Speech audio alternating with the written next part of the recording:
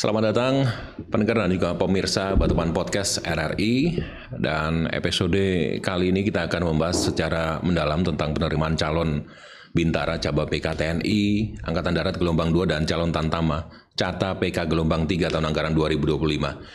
Pertanyaan itu adalah apa syaratnya dan kemudian bagaimana proses seleksinya. Kemudian tentu bagaimana peran dari teman-teman di Korem untuk memastikan seleksi itu berjalan transparan dan profesional.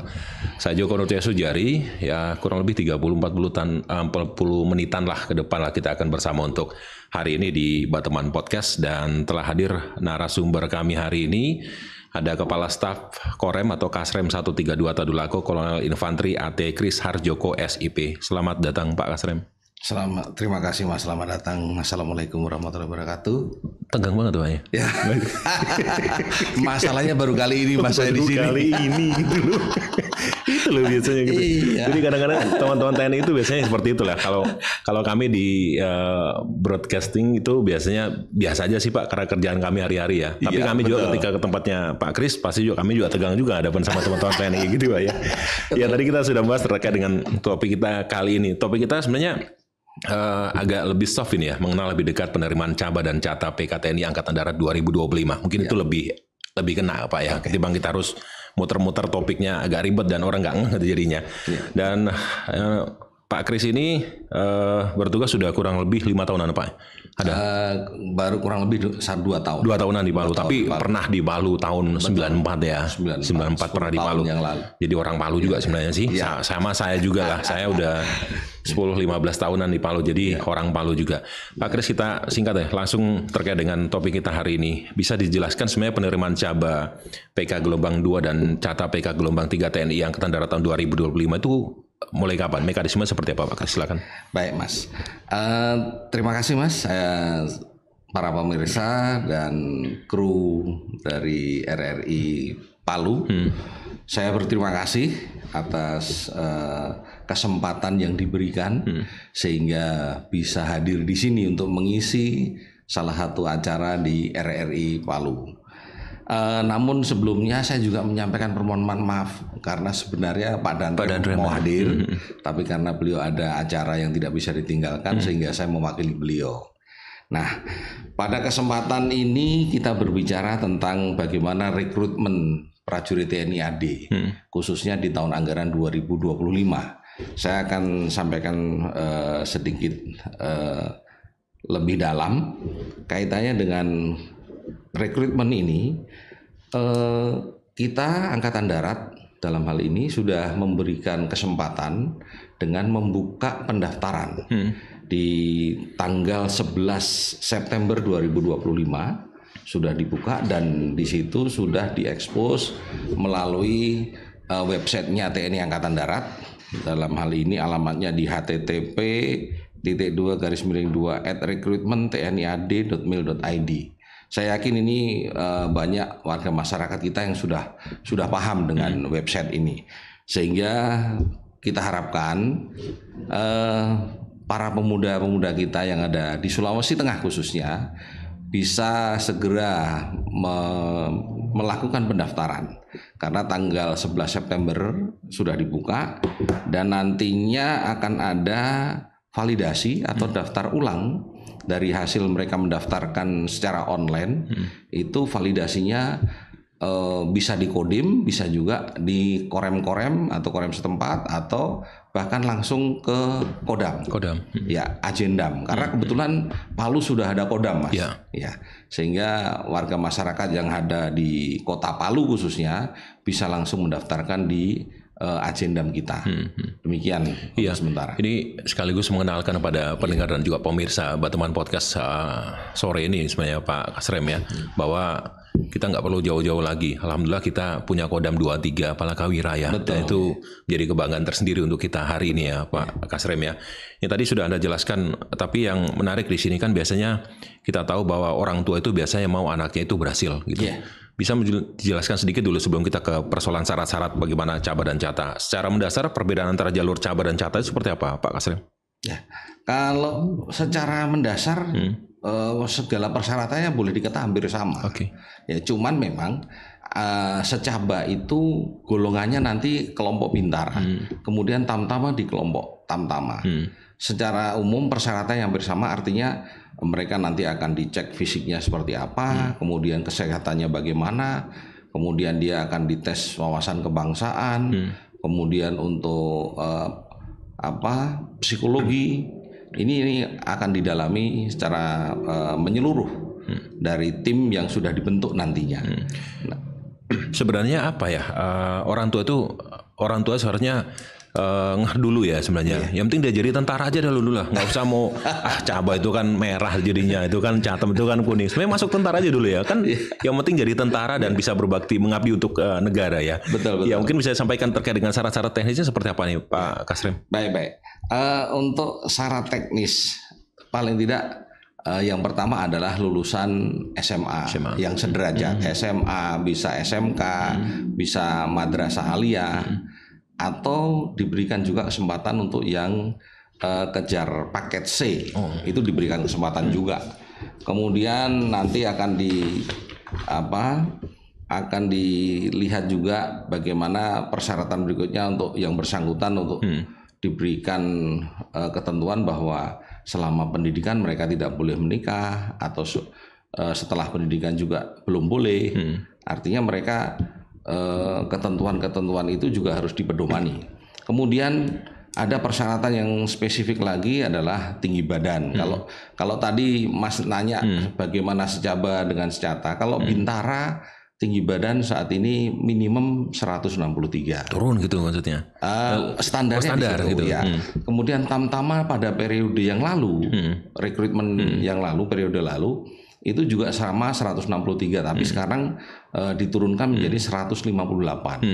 Artinya apa? Bahwa Angkatan Darat pengen merekrut lebih banyak lagi untuk prajurit-prajurit yang tamtama ini, sehingga peluang akan lebih besar. Diharapkan demikian.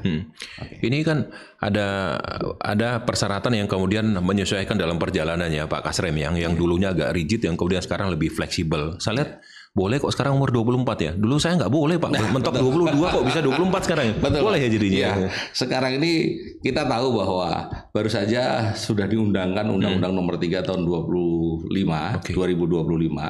tentang Undang-Undang TNI.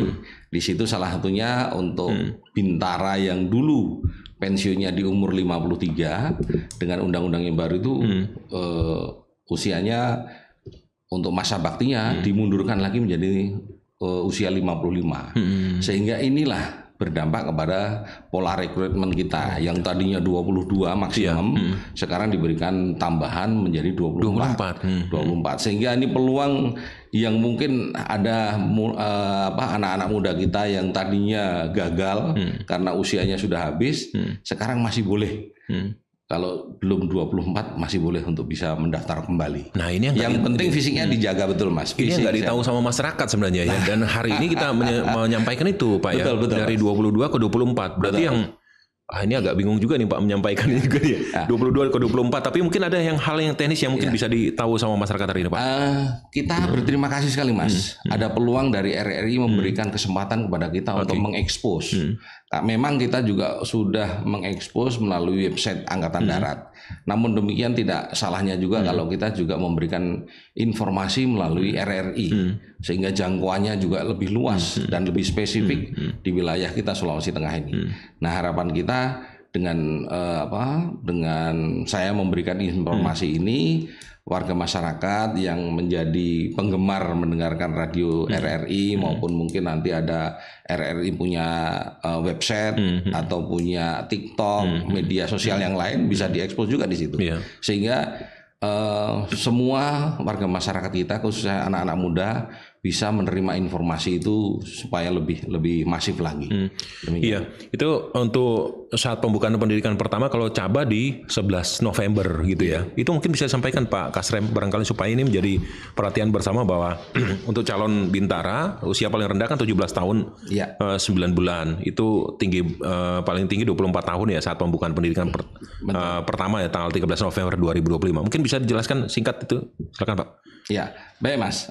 Perlu saya informasikan bahwa dengan adanya perubahan yang sekarang ini cukup memberikan peluang bagi anak-anak muda kita yang khususnya ada di Sulawesi Tengah. Pertama untuk Bintara, secaba ini usia paling rendah 17,9 bulan. Oke. Dan paling tinggi 24 tahun pada saat pembukaan pendidikan pertama. Di mana pendidikan pertama untuk Bintara ini nanti pada tanggal 13 November 2025. Nah, yang kedua sedangkan untuk calon tamtama paling rendah 17 tahun 10 bulan dan maksimal 24 tahun pada saat pembukaan pendidikan di tanggal 11 Desember 2025. Jadi Bintara rekrutmennya saat ini relatif lebih mendahului atau lebih pendek dibandingkan tamtama nantinya karena pembukaan pendidikannya juga lebih di belakang yaitu tanggal 11 Desember 2025 untuk tamtama. Tamtama ya. Iya. Kami di sini sebenarnya banyak Pak yang anak-anak honor itu yang umurnya masih 22 nih Pak. Masih bisa tingginya cukup loh Pak. Kita pada 10 di sini kan.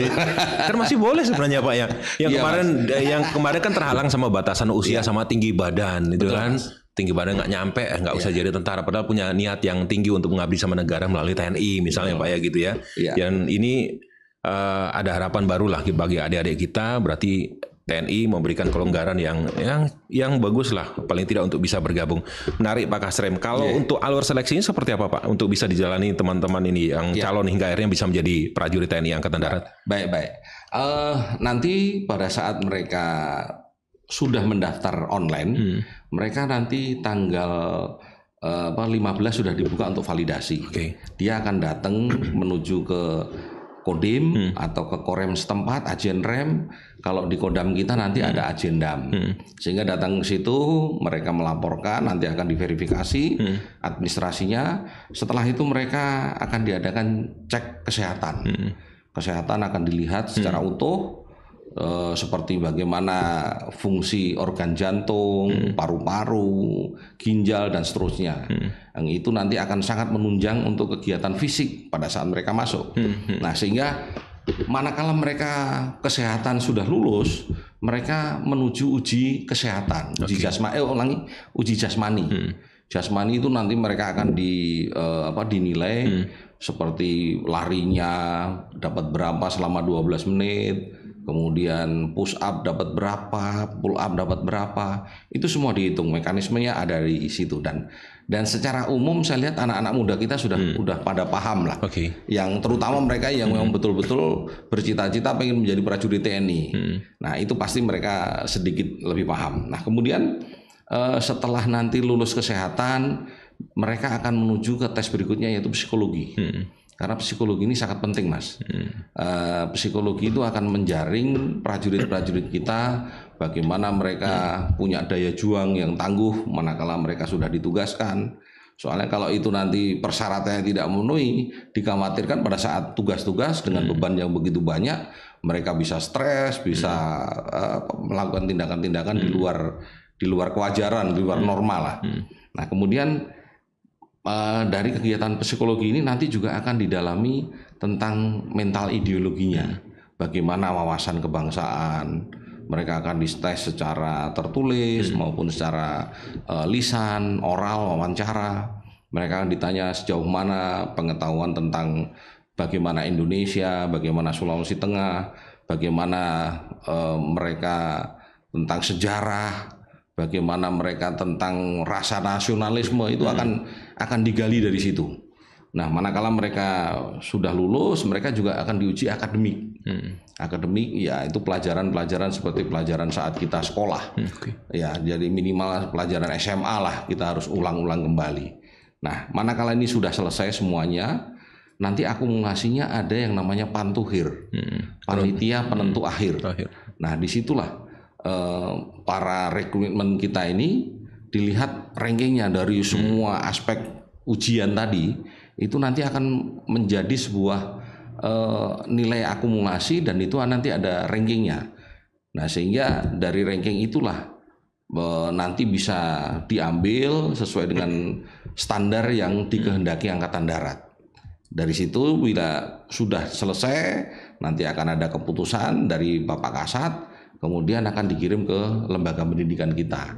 Sementara Kodam 23 Palakawira yang ada di Sulawesi Tengah, kita belum punya Rindam, Resimen Induk Kodam untuk pelatihan itu, sehingga kita nanti mungkin ke Manado atau ke Makassar untuk pendidikannya. Ke Manado sama Makassar ya? Ya, itu nanti tergantung dari pimpinan kita. Karena induk kita awalnya adalah Kodam Merdeka di Manado. Ya, Kodam 13 ya? Ya, Kodam 13 mungkin juga bisa di pendidikan diarahkan ke Kodam 13 Merdeka.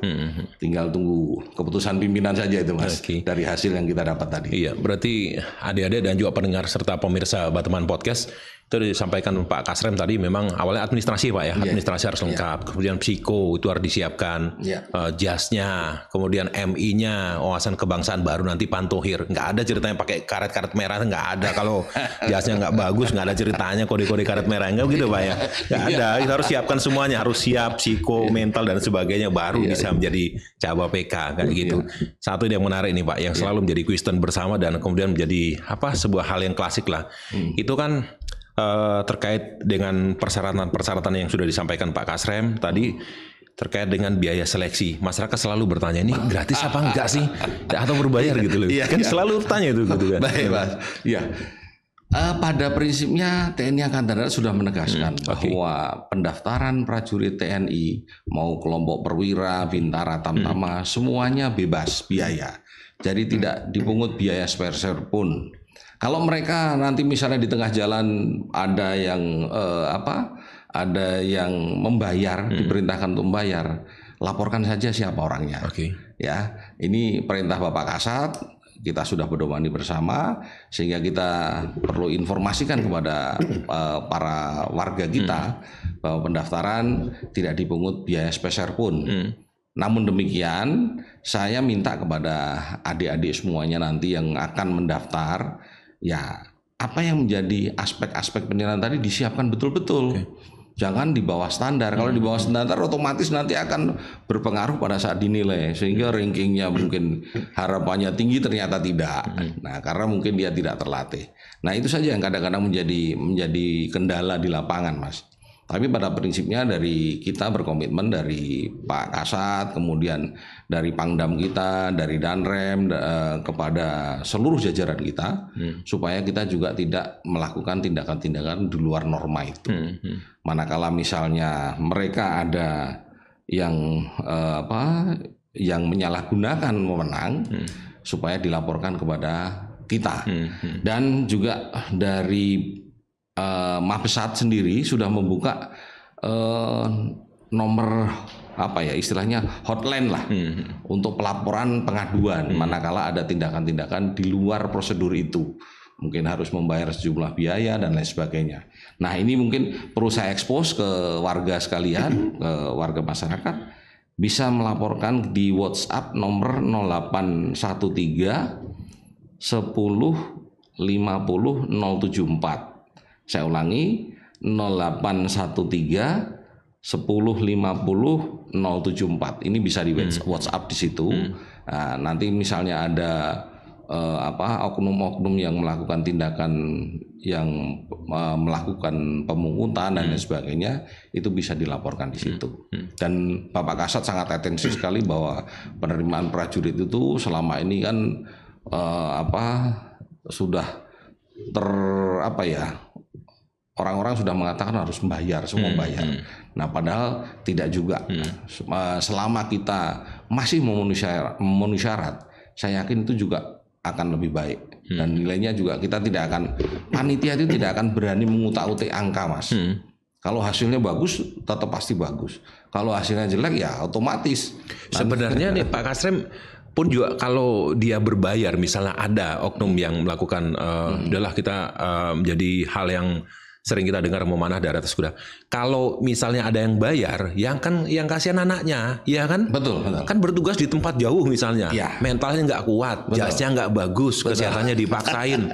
Yang salah ya siapa gitu loh, iya kan? Kan kayak gitu ya. Betul. Jadi pendengar, Anda sekali lagi tadi sudah sampaikan sama Pak Kasrem, Anda bisa melakukan pengaduan misalnya, menemukan hal-hal yang menyimpang keluar dari on the track lah misalnya. Ada nomor WA yang disampaikan ada 0813 10500074. Sekali lagi di 0813 10500074. Jadi itu tadi nomor pengaduan yang bisa disampaikan. Demikian Pak ya. Betul. Sebelum kita lanjutin Pak, ada pertanyaan yang nanti takutnya saya lupa. Kuotanya sebenarnya berapa Pak untuk tahun ini? Kuotanya untuk cabang sama catalnya. Tahun ini secara spesifik saya belum monitor Mas. Karena kebetulan masih disampaikan lebih lanjut nanti dari bidang personalia. Jadi secara spesifik mohon maaf saya belum bisa memberikan informasi. Tapi yang pasti dibuka kesempatan seluas-luasnya buat putra-putri Sulawesi Tengah gitu ya. Ayo bergabung di TNI Angkatan Darat gitu ya. Oke, ini menarik ini Pak Kasrem. Tahun ini kan sekali lagi Sulawesi Tengah punya berkah yang baru. Kemarin saya juga sempat memandu dialog bersama Pak Gubernur di tempat yang ini juga tempat yang sama terkait dengan adanya Kodam 23 Palakawira. Berpengaruh nggak dengan rekrutmen itu Pak terkait dengan pelaksanaan seleksi penerimaan prajurit TNI Angkatan Darat tentang adanya Kodam 23 yang baru ini Pak? Baik Mas, ini sangat berpengaruh sekali Mas. Ya, khususnya bagi warga Sulawesi Tengah. Pendaftaran sekarang ini kita tidak perlu lagi ke Manado dengan adanya Kodam 23 Palakawira ini. Jadi pendaftar nanti bisa langsung ke Makodam. Berarti alamatnya langsung di Palu. Kalau dulu periode-periode sebelumnya setiap pendaftaran itu memang dilakukan di agen rem masing-masing. Kemudian nanti ada seleksi dari daerah. Setelah itu baru seleksi pusat. Pusatnya di Manado. Itu kan butuh biaya banyak Mas. Sehingga untuk keberadaan Kodam Palakawira ini memberikan kesempatan kepada adik-adik kita lebih efisien lah. Boleh dikata lebih efisien. Kalau dulu dari Toli-Toli harus ke Manado, sekarang Toli-Toli bisa langsung ke Palu. Apalagi warga masyarakat yang terdekat kayak Pasigala itu udah bersyukur sekali. Jadi lebih efisien Mas. Iya, lebih dekat, lebih efisien, nggak kemana-mana lagi gitu. Betul Mas. Nggak jauh-jauh gitu. Betul. Jadi bisa lebih fokus lagi untuk mereka menyiapkan materi-materi ujian nantinya. Demikian. Iya. Jadi tadi sudah disampaikan lebih gamblang sama Pak Kasrem. Jadi teman-teman punya komitmen di Korem 132 Tadulako ya, termasuk juga di Kodam 23 Palakawira, ini menjamin penerimaan prajurit ini berjalan transparan. Ya, seperti itu Pak Kasrem ya, objektif, bebas dari praktek pencalonan dan sebagainya. Nggak ada ceritanya yang mau tambah-tambah urusan, kemudian Anda harus membayar dan sebagainya. Tadi sudah sampai ke nomor kontak yang bisa dihubungi. Dan apa ya pendengar, kita berharap ini adalah bagian penting yang harus menjadi catatan kita bersama ya Pak Kasrem dan juga semua pendengar RRI.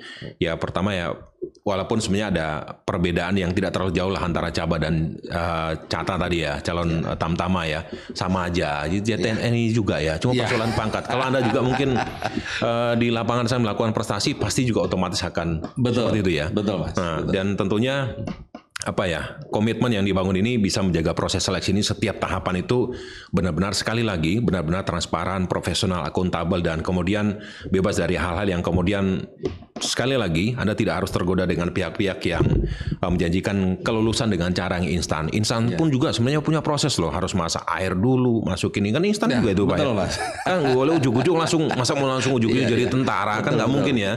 Jadi kita tiba di penghujung waktu hari ini bersama teman-teman dari Korem 132 Tadulako. Apa yang mungkin bisa disampaikan ini Pak Kasrem, pesannya yang sudah meluangkan waktu hadir di podcast hari ini. Silakan. Baik Mas, terima kasih. Jadi kepada para pendengar sekalian dimanapun berada, kursus yang ada di Sulawesi Tengah, kita berharap dengan adanya pembukaan rekrutmen prajurit TNI AD khususnya Secaba dan Secata saat ini, silahkan mari sama-sama mendaftar segera, dan tentunya juga disiapkan segala aspeknya, artinya dari jasmaninya, dari kesehatan, kemudian mental ideologinya, sehingga nanti pada saat ujian itu bisa memenuhi syarat. Nah, jadi jangan ada berpikir lagi bahwa wah yang penting kita bawa uang nanti akan lulus. Itu bohong itu. Jadi jangan termakan isu-isu seperti itu. Kalau membawa uang banyak terus pasti lulus, itu tidak dijamin. Karena panitia juga tidak akan berani berbuat yang demikian. Karena kalau berbuat yang demikian ini nanti tentunya juga akan memberikan dampak di kemudian hari. Pada saat mereka misalnya masuk pendidikan nanti sangat berisiko. Mungkin kesehatannya kurang bagus sehingga bisa gagal di tengah jalan, kan akhirnya sia-sia juga. Mungkin beberapa kesempatan ini perlu kita informasikan lebih jauh kepada warga masyarakat kita, sehingga dengan harapan ini warga masyarakat kita, para pemuda-pemuda di Sulawesi Tengah ini, ayo silakan berbondong-bondong mendaftar di TNI Angkatan Darat. Ini ada kesempatan secaba, kemudian ada kesempatan secata, dan ada Kodam 23 Palawakawira, sehingga jarak tempuhnya jauh lebih efisien dibandingkan sebelumnya. Lebih dekat, yang kemudian lagi tahun ini dilonggarkan dari 22 menjadi 24. Ya, betul, Pak. Tingginya dikurangi. Betul. Kurang baik apa loh TNI lah yang ngasih kesempatan pada anak-anak kita ya. Harapan kita ini nanti semakin banyak yang bisa terjaring khususnya dari putra-putra lokal Sulawesi Tengah ini untuk mengisi di jajaran TNI Angkatan Darat. Amin amin. Ya, baik. Kita berharap PAD-PAD kita ini putra asli daerah Sulawesi Tengah bisa bergabung, dan kami sekali lagi mewakili teman-teman dari Korem 132 Tadulako, teman-teman dari Kodam 23 Palawakawira mengajak calon prajurit begitu ya, Pak Kasrem, dan masyarakat untuk selalu mengikuti informasi resmi dari Korem 132 Tadulako, dari teman-teman Kodam 23 Palawakawira, baik melalui kanal media sosial, kanal komunikasi, atau juga hal-hal yang lain lah, agar tidak terjebak dengan informasi yang salah. Ya, tadi sudah berkali-kali kami sampaikan, di nomor kontak nanti mungkin bisa Anda lihat di tayangan YouTube kami, ada nomor yang akan disertakan di situ untuk bisa menghubungi ketika ada hal-hal yang agak melenceng on the track, dan kemudian bisa melaporkan melalui nomor kontak yang disampaikan. Dan atas nama seluruh tim yang bertugas sore ini, saya mengucapkan terima kasih Pak Kasrem sudah bersama RRI Palu hari ini. Terima kasih Mas Joko. Salam hormat dari Pak Danrem. Oh, sama-sama. Kita sudah bisa berbagi pengetahuan dan pengalaman hari ini, serta kepada Anda semua yang sudah mendengarkan Bateman Podcast. Sampai jumpa di episode berikutnya. Tetap semangatlah, dan kita dukung bersama lahirnya prajurit-prajurit TNI yang benar-benar tangguh, profesional, dan setia kepada bangsa dan negara. Terima kasih Pak Kris sudah bersama RRI, Pak. Terima kasih Mas Joko. Baik. Sehat selalu. Amin amin. Baik, pendengar demikian Bateman Podcast kita hari ini. Saya Joko Nurjaya Sujari, dan sampai jumpa.